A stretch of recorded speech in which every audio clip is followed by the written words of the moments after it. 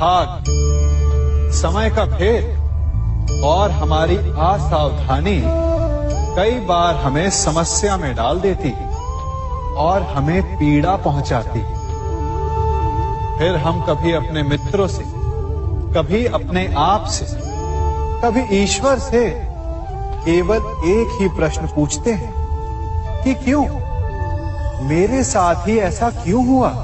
इस प्रश्न का उत्तर किसी के पास नहीं। ये प्रश्न एक चक्रव्यूह की तरह है और इससे निकलने का मार्ग भी एक प्रश्न से ही आता है। यदि ऐसी अनुभूति हो तो स्वयं से प्रश्न पूछिए कि अब मैं ऐसा क्या करूं कि उस पीड़ा का अंत हो जाए। यदि मार्ग में बाधा आए तो ये प्रश्न ना करें कि बाधा मेरे समक्ष ही क्यों आई, बल्कि ये देखें कि उस बाधा से कई लोग आगे भी बढ़े हैं। आगे बढ़ने के लिए पांव से धरती को धकेलना पड़ता है। जो बीत गया उसकी पीड़ा का मरहम बीते हुए कल में नहीं, आने वाले भविष्य में मिलेगा। वर्तमान को अतीत के अन्याय का शोक मनाने में व्यर्थ ना करें। वर्तमान का उपयोग ये सोचने में करें कि ऐसा क्या किया जाए कि भविष्य में किसी दूसरे को वो पीड़ा ना सहनी पड़े। कभी किसी पक्षी को घोंसले की नींव बनाते देखा है?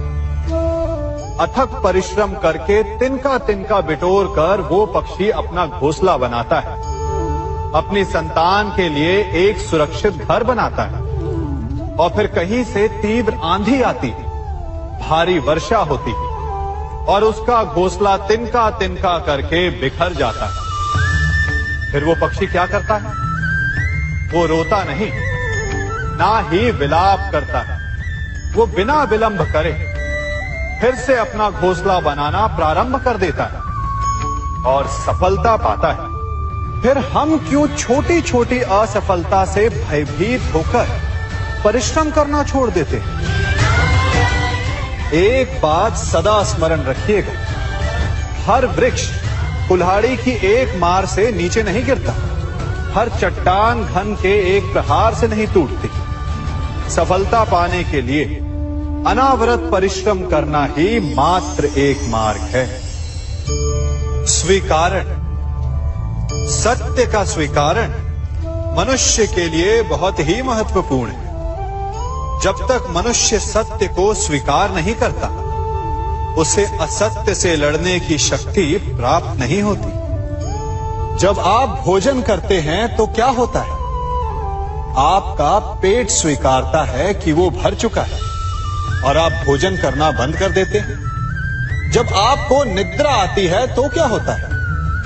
आपका मन स्वीकारता है कि आपका शरीर थक चुका है और उसे विश्राम की आवश्यकता है। उसी प्रकार जब आपको किसी व्यसन को रोकना हो तो आपको स्वीकारना पड़ता है कि बहुत हो चुका, चाहे वो लालच हो या मदिरापान। उस व्यसन का त्यागना तभी प्रारंभ होता है जब आप ये स्वीकार कर लेते हैं कि आप उस व्यसन के बंधक हैं। हम में से ऐसा कोई नहीं जिनकी परछाई उनसे दूर रहती। हमारी परछाई सदैव हमारे साथ रहती है। कदाचित हमारी परछाई हमारे कर्मों के फलों का संकेत है। कदाचित इसी कारण कई बार हमें अपनी परछाई से भय भी लगता है, परंतु इस भय से निवारण पाने का एक साधन अवश्य है। वो है सूर्य की ओर मुख करना या किसी प्रकाश के स्रोत की ओर मुख करना, क्योंकि तब हमें हमारी परछाई दिखाई नहीं देती। यदि इसे जीवन के संदर्भ में देखें तो ये प्रकाश का स्रोत शुभ कर्मों की चेतना है। यदि आपके मन में शुभ कर्म करने की इच्छा है तो आपको कभी भी अपने कर्मों के फल का भय नहीं होगा, क्योंकि यदि आपका मन शुद्ध होगा तो आपके कर्म शुद्ध होंगे और शुद्ध कर्मों का फल कभी अशुद्ध नहीं हो सकता। आज मैं आप सबको एक कथा सुनाता हूं। एक दिन प्रातः एक व्यापारी अपने घर से निकला। घर से निकलते ही एक बिल्ली ने उस व्यापारी का मार्ग काट दी। व्यापारी घबरा गया। वो फिर से घर लौट गया और शुभ घड़ी की प्रतीक्षा करने लगा। और जब वो पुनः अपने घर से निकला तब वो वाहन जा चुका था जिससे राजा तक पहुंचकर उसे भेंट देनी थी। राजा को भेंट नहीं मिली। राजा क्रोधित हो गए। राजा ने उस व्यापारी का व्यापार बंद करवा दिया। इस कारण व्यापारी क्रोधित होकर घर पर अपनी पत्नी से लड़ बैठा। पत्नी अपने बच्चों समेत मैके वापस चली गई और उस व्यापारी के जीवन में यदि कुछ रह गया था तो केवल अंधकार। और इन सब का कारण वो उस बिल्ली को मानता रहा जिसने उसका मार्ग काटा था। ऐसा ही एक दूसरा व्यापारी राजा को भेंट देने निकला और उस व्यापारी का मार्ग भी एक बिल्ली ने काट दिया। वो व्यापारी तनिक घबराया, परंतु उसने आगे बढ़ना अधिक उचित समझा। राजा तक वो समय पर पहुंचा। उसने राजा को भेंट दी। राजा प्रसन्न हुए और राजा ने व्यापारी को अपना व्यापार बढ़ाने की अनुमति दी, स्वर्ण आभूषण दी। जब व्यापारी घर पर पहुंचा तो पत्नी को आभूषण और अपने बच्चों को देने के लिए वस्त्र थे उसके पास। हर ओर प्रसन्नता थी। समझ रहे हैं ना? दोनों के साथ एक ही प्रकार की घटना हुई, परंतु दोनों की प्रतिक्रिया भिन्न थी। ऐसा ही हमारा जीवन भी है। हमारे जीवन में प्रारब्ध का अपना स्थान है, परंतु उससे कई अधिक महत्वपूर्ण हमारी प्रतिक्रिया, हमारे सोच का प्रभाव है। क्योंकि यही हमारे जीवन को आकार देते हैं। इसलिए अपनी सोच को सकारात्मक रखिए। आपका जीवन सदैव आनंदमय रहेगा। आप इन दो पात्रों को देख रहे हैं। मेरे इस पात्र में जल है और ये पात्र मिष्ठान से भरा हुआ है। दोनों ही पात्र भरे हैं, परंतु देखिए, मिश्री को जल में मिला दिया। जल ने मिश्री को अपना लिया। मिश्री ने अपना अस्तित्व खो दिया, परंतु जल को अभिमान है कि उसका अस्तित्व अभी भी बना हुआ है। परंतु जो इस जल को चखेगा उसे अवश्य पता चल जाएगा कि ये जल अब वो जल नहीं रहा, ये अब शरबत बन गया। हमारा त्याग, हमारे बलिदान भी ऐसे ही होते हैं। जो इस बात को अनुभव करते हैं वो समझ सकते हैं कि कैसे हमने समय की धारा को बदल दिया।